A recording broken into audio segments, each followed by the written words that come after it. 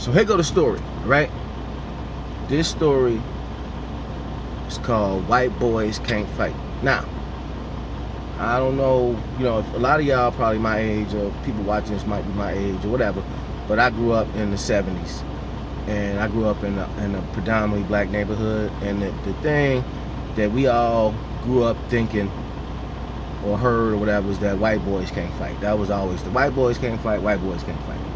And in my lifetime, I've come to find out that that's true in a lot of instances, and really it's because, white boys in their neighborhoods, they don't always get a chance to fight like we did. You know what I'm saying? They ain't got to fight every day or fight on the way home from school all the time, whatever. Anyway, this is a story about white boys can't fight. So the year is 1990 something. It's 1991, 1990, something like that. I was in the Navy. I was stationed in San Diego, California, Coronado Island. I was on the USS Independence. Now, I got two people I'm gonna tag when I post this: Isaac Powell and Ricky Porter. They were both there on the night in question of the story, so they could probably help fill in some of the blanks that I have. Now, anyway, so we had just come back from the Operation Desert Shield.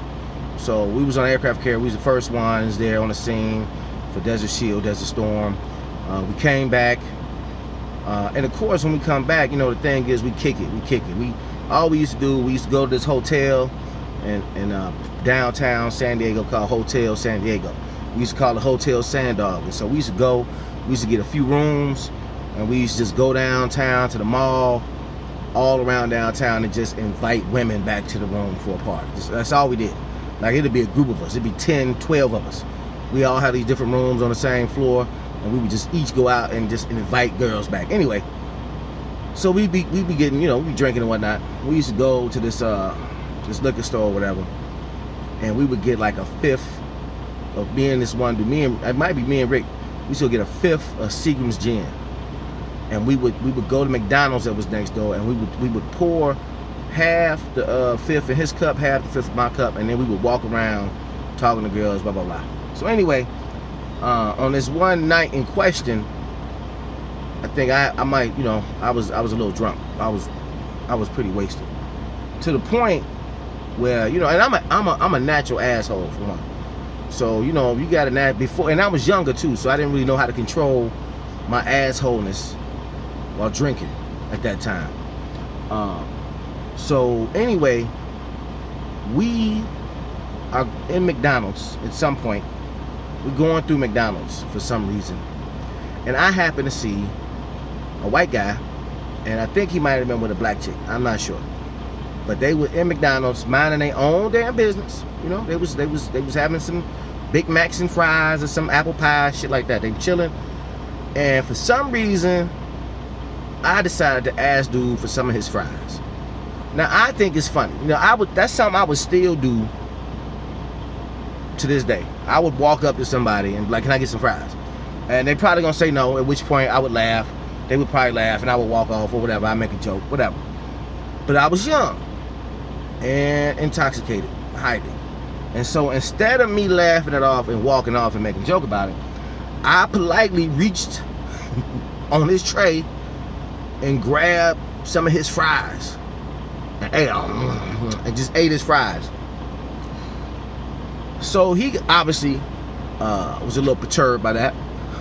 And he jumped up and was like, "Man, whatever, let's fight, I guess." I don't really remember how the fight actually started, okay? I remember grabbing his fries. I remember him being upset. So the next thing I remember is not so much a stream of memory. It's more like, how you see a movie and then stuff happen and it go black, and then stuff happen and it go black, and then stuff happen. It was like that. All I remember is scuffling, falling, swinging, missing, people laughing. That's all I remember. That's it. I don't remember nothing else until I wake up the next day. I wake up the next day, I am back on the ship. I ain't at the hotel. I'm back on the ship, in my bunk. on the ship. Have no recollection of how I got back to the ship, or getting back to the ship, or what happened. You know, I don't even really remember having a fight at this point. I just get up, and I was an engineer on the ship. I worked in one of the auxiliary machine rooms on an aircraft carrier. Anyway, we wore coveralls. And we didn't wear those white, you know, out to sea, you don't have to wear the white Dixie cup hat. You wear a baseball cap. And I just remember getting up and going to take a shower and everything. And I was a little, you know, hungover or whatever. But I remember putting my clothes on, and I went to put my baseball cap on, and my baseball cap did not fit on my head. It didn't. I went to put it on, and it just stopped. It just wouldn't. My regular cap that I wear every day, same way, would not fit on my head. And so I looked at the cap, and it was in the right adjustments. So I reach up to my head. I got a knot over here. I got a knot right here. I got a knot back here. I got a knot. I got so many knots around my head that I have to take my baseball cap and open it to the I don't know. I had to open it. I had to make it bigger so it fit on my head. And so then I was like, damn, why do I have all these knots on my head? So of course the people I was with that night, I don't see them all the time. I see them.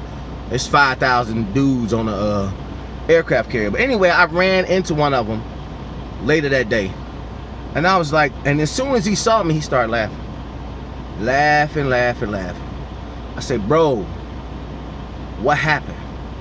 He was like, bro, you don't remember taking dude fries?